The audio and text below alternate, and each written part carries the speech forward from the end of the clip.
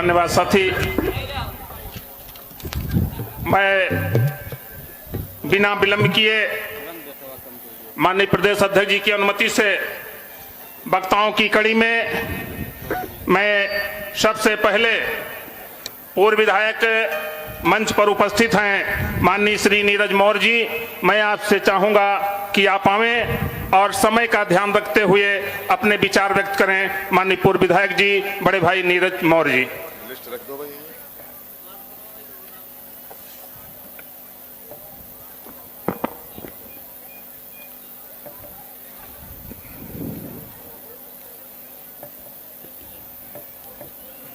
बहुजन नायक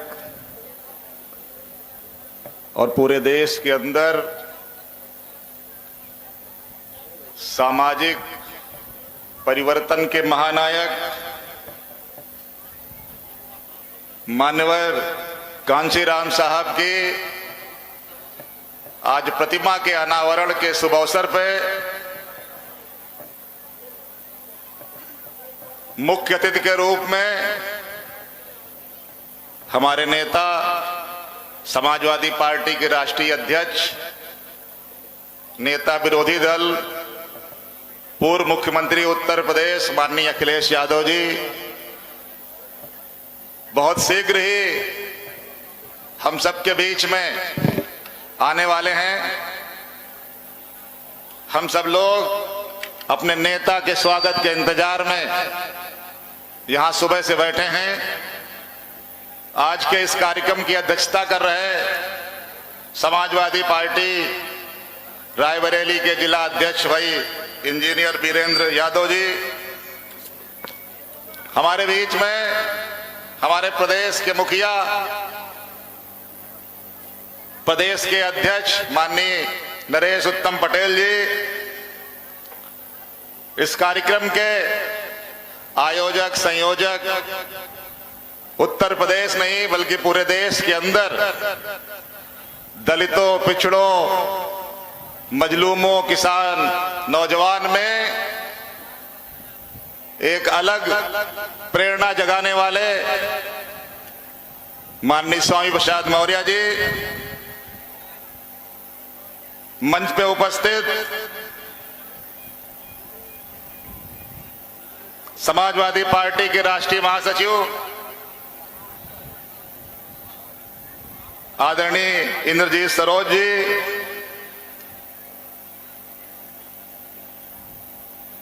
मंच पे उपस्थित राष्ट्रीय अध्यक्ष भीमराव अंबेडकर वाहिनी भाई आदरणीय मिठाई लाल भारती जी, माननीय श्री काशीनाथ यादव जी, राष्ट्रीय अध्यक्ष सांस्कृतिक प्रकोष्ठ, मंच पे उपस्थित माननीय भगवती सागर जी, पूर्व मंत्री उत्तर प्रदेश, माननीय विधायक श्री राम अवतार सैनी जी, पूर्व में मंत्री विधायक रहे माननीय आर.एस. कुशवाहा जी, पूर्व विधायक माननीय राम सागर अकेला जी, विधायक फतेहपुर से माननीय श्रीमती उषा मौर्य जी, इस कार्यक्रम को कई दिनों से यहाँ पे रुक के देख रहे इस क्षेत्र के युवा नेता भाई श्री उत्कृष्ट अशोक जी, मंच पे उपस्थित सभी हमारे सम्मानित नेतागण और सामने बैठे इस रायबरेली जनपद के दूर दूर से कोने कोने से चलकर आए भाई हमारे समाजवादी पार्टी के पदाधिकारीगण, नेतागण व सम्मानित जनता एवं पत्रकार बंधुओं, आज का ये अवसर एक ऐसा अवसर है कि जिसने हम सबको विधानसभा में पहुंचने का मौका दिया, तो वो नाम है मान्यवर कांशीराम साहब। मान्यवर कांशीराम साहब ने जिस तरह से पूरे देश के अंदर दलितों में, पिछड़ों में सत्ता की भूख पैदा की और उसका ये परिणाम हुआ कि आज उत्तर प्रदेश के अंदर हमारे दलित समाज के लोगों की तो आरक्षण में सीटें थी, लेकिन सबसे ज्यादा पिछड़ी जात, जो अति पिछड़ी जात के लोग विधानसभा और लोकसभा में पहुंचे, तो ये देन मान्यवर कांशीराम साहब की है। और मान्यवर कांशीराम साहब ने 1993 में समाजवादी पार्टी से गठबंधन करके ये संदेश तब दे दिया था कि आने वाले समय में दलितों, पिछड़ों और मजलूमों की अगर राजनीतिक पार्टी कोई बनेगी तो वो समाजवादी पार्टी बनेगी। और आज पूरा देश और खासकर उत्तर प्रदेश में भले ही 2022 के चुनाव परिणाम कुछ भी आए हों, लेकिन आज भी जनता याद कर रही है, क्योंकि आज जो तानाशाही की सरकार चल रही है, जिस तरह से लोगों पे जुल्म ज्यादती हो रही है।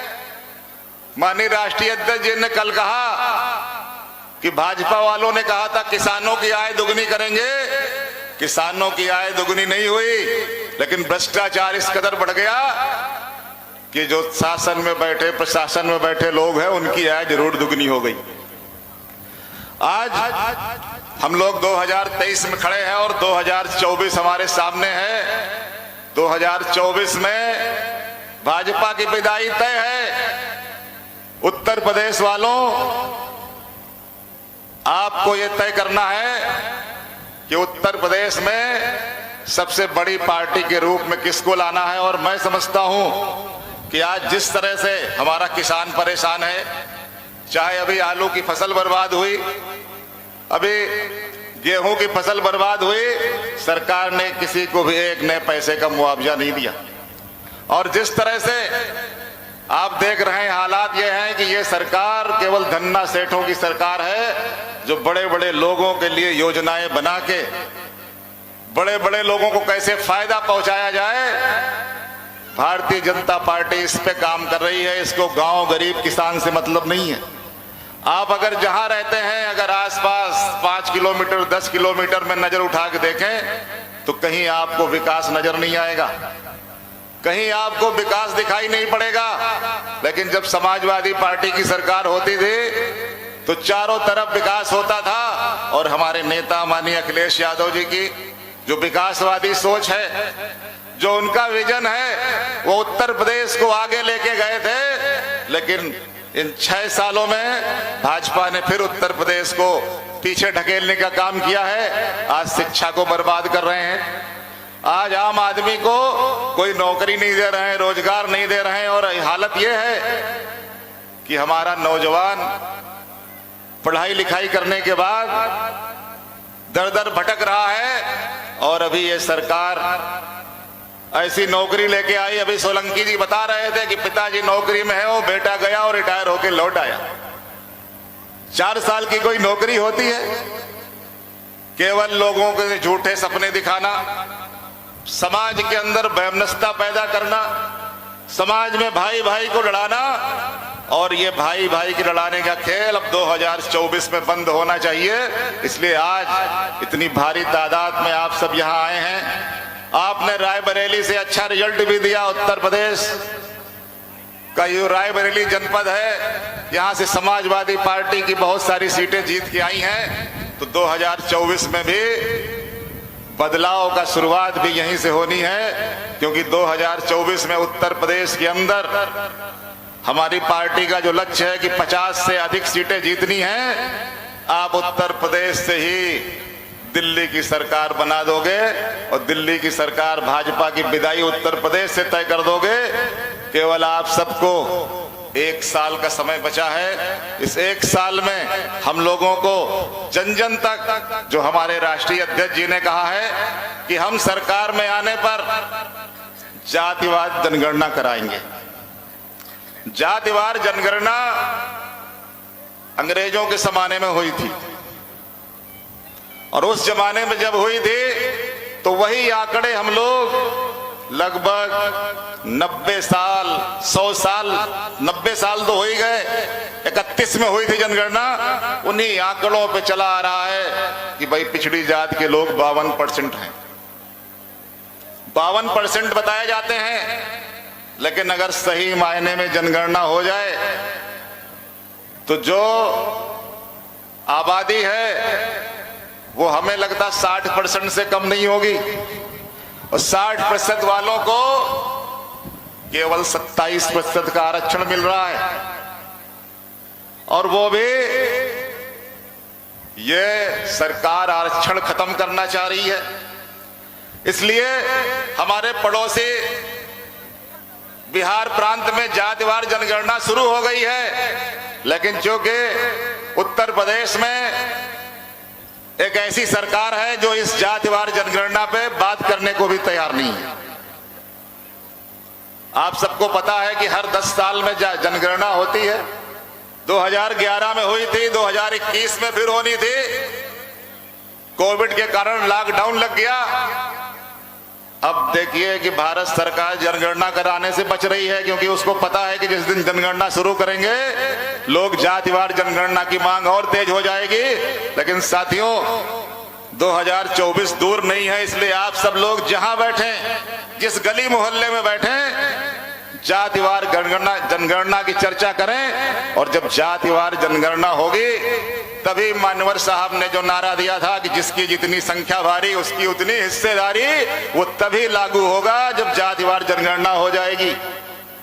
जातिवार जनगणना इसलिए भी आवश्यक है कि मान्यवर साहब जब लोगों के बीच में जाते थे तो वो एक पेन लेके लोगों को समझाते थे।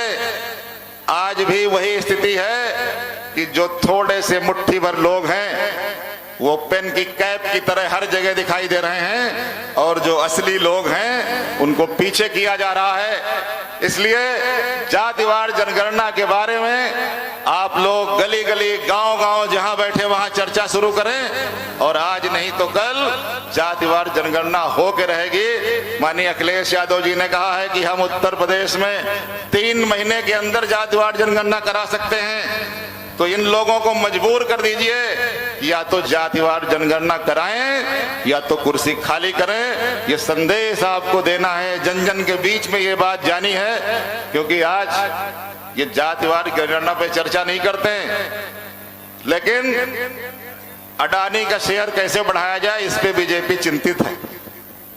अडानी का शेयर कैसे बढ़े, क्योंकि अडानी जब से धड़ाम हुआ है, बीजेपी के जो दिल्ली में बड़े बड़े नेता हैं उनकी नींद हराम हो गई है। दुनिया के दूसरे नंबर पर पहुंचने वाला आदमी आज 40 से भी बाहर हो गया। तो आज उनकी चिंता वहां पे है, गांव गरीब किसान की चिंता नहीं है। इसलिए मान्यवर साहब के मूर्ति के अनावरण के अवसर पे यहां से हम लोग ये संकल्प लेके जाएं कि जो मान्यवर साहब ने 1993 नारा दिया था कि मिले मुलायम काशी राम, हवा में हो गए जय श्री राम, इसको लागू करना है 2024 में। और 2024 में साथियों, अगर हमारे पिछड़ी जात के लोग, दलित समाज के लोग, अकलियत के लोग, हमारे सर्व समाज के वंचित लोग जाग जाएंगे तो विदाई तय है सरकार की, दिल्ली से भी और आने वाले समय में उत्तर प्रदेश से भी। इसलिए मैं नौजवानों से अपील करना चाहता हूं, किसानों से अपील करना चाहता हूं कि आप सब लोग जहां जहां पे भी रहते हैं वहां ये बिगुल बजाते रहें और अपनी एकता को प्रदर्शित करने के लिए समाजवादी पार्टी का साथ दें, माननीय अखिलेश यादव जी का साथ दें। और माननीय अखिलेश यादव जी एक ऐसे नेता हैं जिनके पास विजन है, पढ़े लिखे हैं, जो उत्तर प्रदेश के हालातों को समझते हैं, उत्तर प्रदेश के लोगों को समझते हैं, उत्तर प्रदेश का विकास कैसे हो इनकी उनके पास पूरी योजना है। इसलिए हम सब लोग माननीय अखिलेश यादव जी के साथ आए हैं। आप सब लोग भी जहां रहें वहां से यही चर्चा करें। साथियों, बदलाव तय है, 2024 में बदलाव तय है। मैं इन्हीं बातों के साथ आपसे विदा लेता हूं और आप सबको पुनः बधाई देता हूं कि आपके क्षेत्र में मान्यवर काशीराम साहब महाविद्यालय में आज जो ये प्रतिमा अनावरण हो रहा है, ये बहुत ही गौरव का विषय है। आप सबको पुनः बहुत बहुत बधाई। जय भीम, जय समाजवाद। धन्यवाद माननीय पूर्व विधायक जी। साथियों, वक्ताओं की कड़ी में मैं आपके बीच में मंच पर उपस्थित पूर्व विधायक माननीय RS कुशवाहा जी को सादर आमंत्रित करता हूं।